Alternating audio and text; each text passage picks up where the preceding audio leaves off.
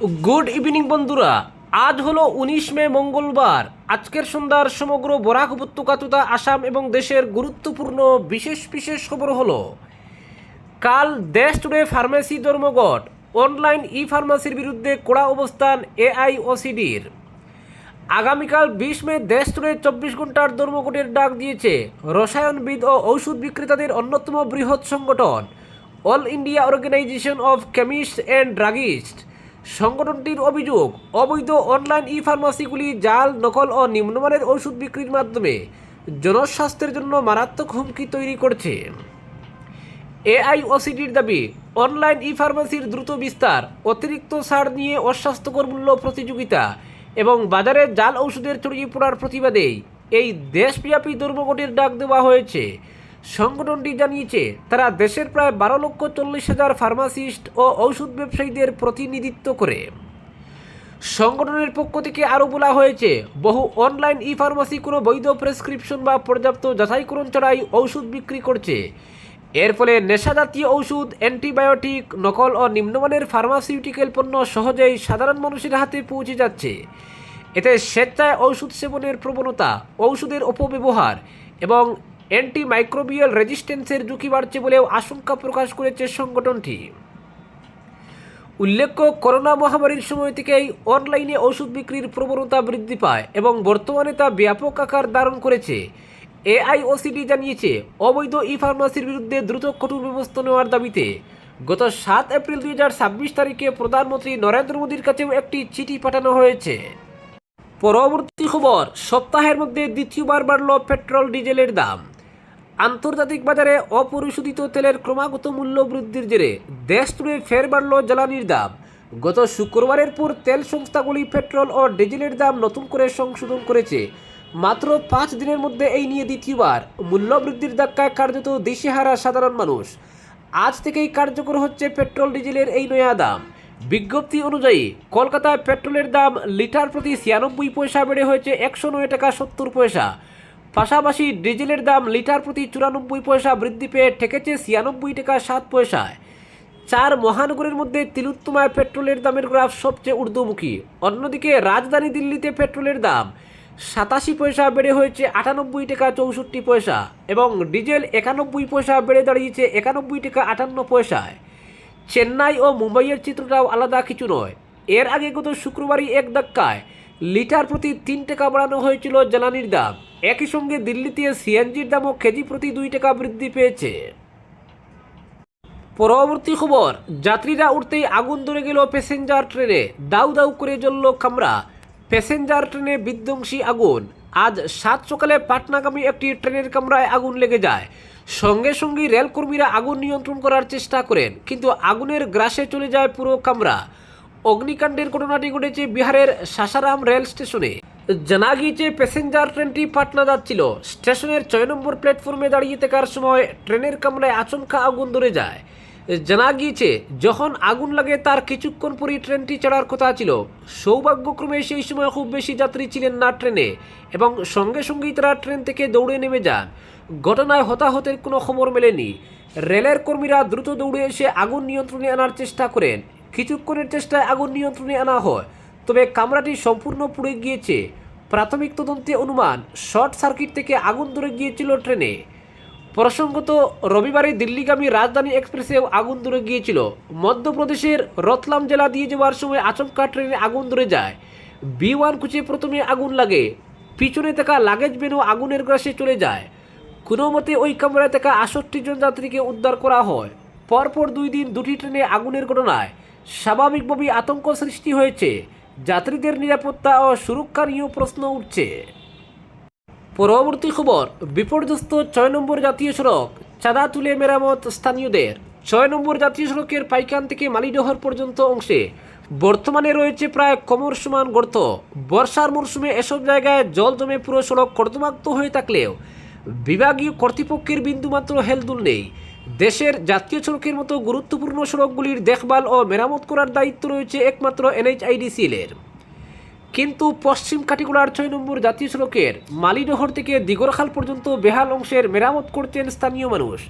তারা চাঁদা তুলে দিগরখালে জাতীয় সড়কের ভাঙ্গাচোরা 2টি অংশ মেরামত করে সড়কটিকে যান চলাচলের উপযুক্ত করে রাখছেন। শুধু এই এলাকার জন্য নয়, পুরো বরাক উপত্যকা সহ মিজোরাম, ত্রিপুরা সহ আংশিক মিজোরামের জনজীবন বিপর্যস্ত হয়ে যাবে দেখেই দিগরখালের কতিপয় ব্যক্তি নিজেরাই জাতীয় সড়ক মেরামত করতে নেমেছেন। এরকম দৃশ্য দেখা গেল আজ দিগরখাল বাজার ও দিগরখাল শনি মন্দিরের সামনে। নিজেদের মধ্যে চাঁদা তুলে এবং বিভিন্ন ব্যবসায়ীদের কাছ থেকে সাহায্য নিয়ে প্রতিনিয়ত জাতীয় সড়কে পাথর, স্যান্ড গ্রেভেল ফেলে সড়ক দিয়ে যান চলাচল অব্যাহত রাখার চেষ্টা করে যাচ্ছেন স্থানীয়রা। পূর্ত কিংবা NHIDCL কোনো বিভাগই এখন পর্যন্ত জাতীয় সড়ক মেরামতে নামেনি। পাইকানের রাজ্যেশ্বরপুর জিপি কার্যালয়ের সামনের 400 মিটারে জাতীয় সড়ক প্রায় নেই বললেই চলে। এখানে সড়কটি প্রায় কোমর সমান নিচে নেমে গেছে। পরিস্থিতি এমন হয়েছে, বড় ট্রাকের ডিফারেন্সিয়াল পর্যন্ত পাথরে বাধাগ্রস্ত হয়ে ভেঙে পড়ছে। বিধানসভা নির্বাচনের পর বিজেপি প্রার্থী কমলাক্ষ দেব পুরকায়স্থের প্রচেষ্টায় জাতীয় সড়কের এই অংশে কয়েক গাড়ি পাথর দেওয়া হলেও ভারী যানবাহনের চাপে সেই সব পাথর উড়ে চলে গেছে। এরপর কমলাক্ষবাবু সাংবাদিক সম্মেলন করে জানিয়েছিলেন 6 নম্বর জাতীয় সড়কের মালিডহর থেকে কাঠিগোড়া চৌরঙ্গি পর্যন্ত অংশের মেরামতের জন্য 28 কোটি টাকা বরাদ্দ হয়েছে, কিন্তু এই টাকার কাজ কবে শুরু হবে কেউ জানে না।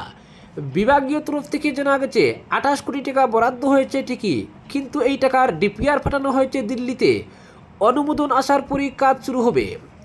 কিন্তু বর্তমানে 6 নম্বর জাতীয় সড়কের যে ভয়াবহ অবস্থা, তাতে যে কোনো সময় এটি পুরোপুরি বন্ধ হয়ে যেতে পারে বলে আশঙ্কা করছেন অনেকেই। স্থানীয়রা নিজেদের মধ্যে চাঁদা তুলে যেভাবে জাতীয় সড়ক সচল রাখার চেষ্টা করছেন, তার কোনো মানেই থাকবে না। পরবর্তী খবর, জামিনী নিয়ম, উমর খালিদ মামলায় নিজেদের রায়কেই সুপ্রিম সমালোচনা। ইউএপি এর মতো কঠোর আইন থাকলেও জামিনী নিয়ম এবং জেল ব্যতিক্রম। উমর খালিদের জামিন নিয়ে নিজেদের পূর্ববর্তী রায়ের সমালোচনা করে এমনটাই মন্তব্য সুপ্রিম কোর্টের। সোমবার শীর্ষ আদালত মনে করিয়ে দিয়েছে ইউএপিএ আইনেও জামিন পাওয়াটাই নিয়ম। 2011 সালের একটি মামলায় সুপ্রিম কোর্টের দেওয়া রায় উল্লেখ করেই এদিন বলা হয়েছে উমরদের ক্ষেত্রে যথাযথভাবে শীর্ষ আদালতের রায় পালন করা হয়নি। উল্লেখ্য, 2020 থেকে জেলে বন্দী রয়েছেন উমর খালিদ। দিন কয়েক আগেই তার জামিনের আবেদন আবারও খারিজ করেছে সুপ্রিম কোর্ট। গত 5 জানুয়ারি দিল্লি দাঙ্গার ঘটনায় ইউএপিএ মামলায় অভিযুক্ত উমর খালিদ এবং শারদিন ইমামের জামিন আবেদন খারিজ করেছিল সুপ্রিম কোর্ট। অপরদিকে একই মামলায় অভিযুক্ত বাকি 5 জন গুলফিশা ফাতিমা, মিরান হায়দর, শিফাউর রহমান, মোহাম্মদ শাকিল খান এবং সাদাব আহমেদকে জামিন দিয়েছিল শীর্ষ আদালত। 16 এপ্রিল সুপ্রিম কোর্টে 2 বিচারপতির বেঞ্চ জানিয়ে দেয় পুনর্বিবেচনার আবেদনপত্র এবং সংযুক্ত নথিগুলি পর্যালোচনা করার পর 2026 সালের 5 জানুয়ারির রায়টি পুনর্বিবেচনা করার মতো উপযুক্ত ভিত্তি ও কারণ আমরা খুঁজে পাইনি, ফলে পুনর্বিবেচনার আবেদন খারিজ করা হয়েছে। আবেদন পুনর্বিবেচনা খারিজের সুপ্রিম সিদ্ধান্তেরই সমালোচনা এদিন শোনা গিয়েছে 2 বিচারপতি বিবি নাগারত্ন ও উজ্জ্বল ভুইয়ার মুখে। 2021 সালে শীর্ষ আদালতের 3 সদস্যের বেঞ্চ রায় দিয়েছিল ইউএপি এর আওতায় গ্রেফতারিতে বিচার প্রক্রিয়ায় প্রচুর দেরি হলে অভিযুক্তের জামিন হওয়া উচিত, কিন্তু বিচারপতিদের মতে সেই রায় মানা হয়নি উমরদের পুনর্বিবেচনার আবেদনে। বিচারপতি ভুইয়া বলেন, কম সদস্যের বেঞ্চ সবসময় বেশি সদস্যের বেঞ্চের দেওয়া রায় মানবে। সমস্যা হলে মামলাটি বেশি সদস্যের বেঞ্চে পাঠিয়ে দেওয়া হতে পারে, কিন্তু আগের দেওয়া রায়ের বিরোধিতা করতে পারে না। বিশেষজ্ঞদের একাংশের মতে দিল্লি হিংসায় অভিযুক্ত হয়ে কার্যত বিনা বিচারেই 5 বছর জেলে কাটিয়ে ফিরেছেন উমর খালিদ। সোমবার সুপ্রিম কোর্টের মন্তব্যের পর কি আবারও জামিন চেয়ে আবেদন করবেন এই ছাত্রনেতা? সেই আবেদনের প্রেক্ষিতে কি তিনি জামিন পাবেন? একরাশ প্রশ্ন রয়ে গেল। পরবর্তী খবর, নিটের প্রশ্নফাঁস কাণ্ডে এবার সিবিআই জালে মহারাষ্ট্রের কোচিং সেন্টারের মালিক। অধ্যাপক শিক্ষিকার পর এবার কোচিং সেন্টারের মালিক। নিটের প্রশ্নফাঁসে এবার আরও একজনকে গ্রেফতার করল সিবিআই। সোমবার টানা 7 ঘন্টা ধরে জেরার পর মহারাষ্ট্রের লাতুরের এক কোচিং সেন্টারের মালিককে গ্রেফতার করা হয়েছে। শিবরাজ মুতেগাঁওকর নামে ওই কোচিং সেন্টারের মালিক এম স্যার নামে রীতিমতো বিখ্যাত। প্রাথমিক তদন্তে জানা গিয়েছে শিবরাজের মোবাইল থেকে নিটের প্রশ্নপত্র মিলেছে। সিবিআইয়ের তরফে জানানো হয়েছে গত 14 মে শিবরাজের বাড়িতে তল্লাশি চলাকালীন মোবাইল থেকে নিটের প্রশ্নপত্র মেলে। প্রাথমিকভাবে জানা গিয়েছে প্রশ্নফাঁসের একটি বড় দলের সঙ্গে যুক্ত ছিলেন শিবরাজ। তারা সকলে মিলে 23 এপ্রিল নিটের প্রশ্ন এবং উত্তরপত্র সংগ্রহ করেন। সেটাই হাতে লিখে অন্যদের কাছে ছড়িয়ে দেওয়া হতো। পরীক্ষার পর প্রমাণ লুপাটের জন্য এই সমস্ত প্রশ্নপত্র নষ্ট করে ফেলা হতো। রবিবার অবশেষে শিবরাজকে গ্রেফতার করেছে সিবিআই। এ নিয়ে নিট প্রশ্নপত্র ফাঁসকাণ্ডে গ্রেফতারি বেড়ে দাঁড়ালো 10।